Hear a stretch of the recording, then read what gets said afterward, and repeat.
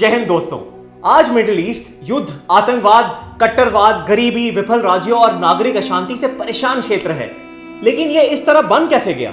ये Europe, Asia और Africa के जंक्शन पर स्थित एक सांस्कृतिक और राजनीतिक रूप में विविध क्षेत्र है जो हमेशा खबरों में रहता है, क्योंकि यहां हमेशा कोई ना कोई विवाद चलता रहता है। इसमें 17 देश शामिल हैं। इनमें अरब सबसे बड़ा जातीय समूह है और ईरानी लोग और तुर्क भाषी लोग अगले दो बड़े समूह हैं। हालांकि आज इस्लाम इस क्षेत्र का सबसे बड़ा धर्म है, इस्लाम के अलावा यहूदी धर्म और ईसाई धर्म का भी यही जन्म स्थान है।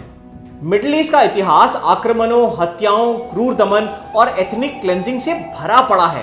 क्या कारण है आज के संघर्षों के पीछे? आइए देखते हैं 5 मूल कारण। पहला, जिस प्रकार विश्व युद्धों के बाद मिडिल ईस्ट को विदेशी शक्तियों ने विभाजित कर दिया था। ऑटोमन साम्राज्य, जिसने सदियों तक मिडिल ईस्ट पर राज किया, 1914 में ब्रिटिश और जर्मन साम्राज्यों के बीच संघर्ष का एक केंद्र बन गया। दोनों देश इसके विशाल तेल क्षेत्र तक पहुंचना चाहते थे। 1918 में प्रथम विश्व युद्ध के अंत तक ऑटोमन साम्राज्य ध्वस्त हो चुका था। साम्राज्य को यूरोपियन शक्तियों ने एडमिनिस्टर करने के लिए छोटे छोटे क्षेत्र और मैंडेट्स में विभाजित कर दिया। नई सीमाएं केवल ब्रिटिश और फ्रांसीसी हितों को ध्यान में रखते हुए बनाई गई, ना कि क्षेत्र के जातीय, धार्मिक और भाषाई डिफरेंसेस को। 1945 में सेकेंड वर्ल्ड वॉर के बाद ब्रिटेन और फ्रांस मिडिल ईस्ट में कब्जा जारी रखने के आर्थिक स्थिति में नहीं थे और इन्होंने इस क्षेत्र को छोड़ दिया। लेकिन उन्होंने जो सीमाएं बनाई थी वो बनी रही। परिणाम स्वरूप अलग अलग मान्यताओं और विचारधाराओं वाले लोग एक ही देश में एक साथ रहने पे मजबूर हो गए, जैसे कि इराक। कुर्द जैसे जातीय समूह को कोई मातृभूमि मिली ही नहीं। दूसरा, वहाबीवाद का प्रसार।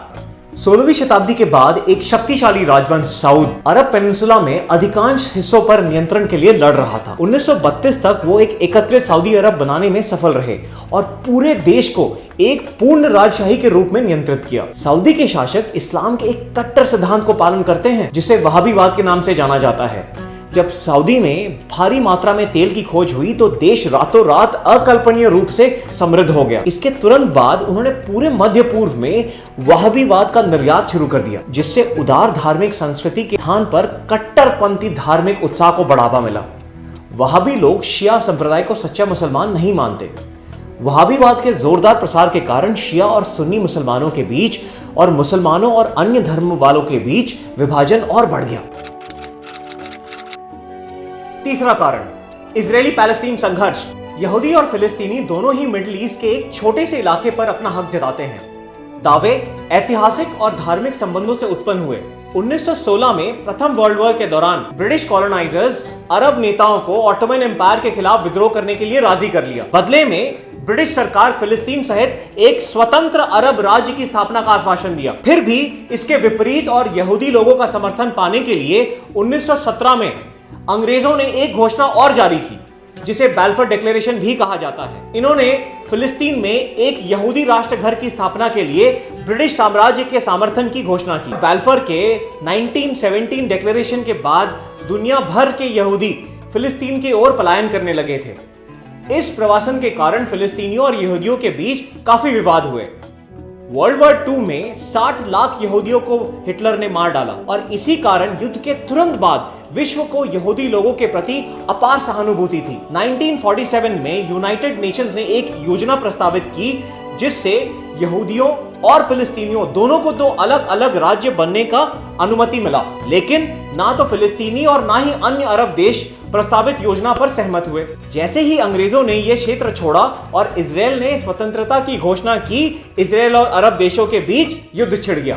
इजराइल ने न केवल युद्ध जीता, बल्कि वह क्षेत्र भी हासिल करने में कामयाब रहा जो योजना के अनुसार फिलिस्तीनी राज्य का हिस्सा माना गया था। जब भी किसी अरब देश ने इजराइल पर हमला किया तो न सिर्फ इजराइल की जीत हुई, बल्कि उसने ज्यादा क्षेत्र पर कब्जा भी कर लिया। समय के साथ साथ इजराइल एक ताकतवर शक्ति के रूप में उभरा और अधिकतर अरब देशों ने ना चाहते हुए भी इजराइल के अस्तित्व को स्वीकार किया।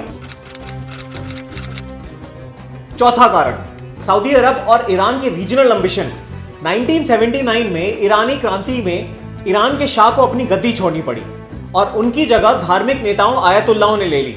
पद संभालते ही आयतुल्लाहों ने अमेरिका की निंदा की, इजराइल को मान्यता देने से इनकार कर दिया और सऊदी अरब के पूर्ण राजशाही के खिलाफ तर्क दिया। इन्हीं कारण क्रांति के बाद सऊदी अरब, इजराइल, अमेरिका और ईरान के बीच संबंधों में खटास आ गई। सऊदी अरब एक राजशाही है एंड वो कभी नहीं चाहेगा कि उनके राज्य में कोई ईरान जैसे क्रांति हो। ईरान न केवल राजशाही का कड़ा आलोचक है, बल्कि वो सऊदी अरब के अमेरिका से निकटता के कारण भी सऊदी अरब को हाय की दृष्टि से देखता है। समय के साथ दोनों देशों ने मिडिल ईस्ट में लीडरशिप के लिए कंपटीशन शुरू कर दी, जिसके परिणाम स्वरूप यमन और सीरिया जैसे जगहों पर कई प्रॉक्सी वॉर लड़े जा रहे हैं। प्रॉक्सी वॉर ऐसे युद्ध हैं जहां दुश्मन एक दूसरे से सीधा नहीं लड़ते, बल्कि दुश्मन के विरोधी पक्षों का समर्थन करते हुए विदेशी युद्ध में शामिल हो जाते हैं। सऊदी अरब में मेजॉरिटी सुन्नी मुसलमान आबादी है और ईरान में मेजॉरिटी शिया मुस्लिम। इसी कारण संघर्षों में सऊदी अरब आमतौर पर सुन्नी ग्रुप्स का सपोर्ट करता है और ईरान शिया ग्रुप्स का समर्थन करता है।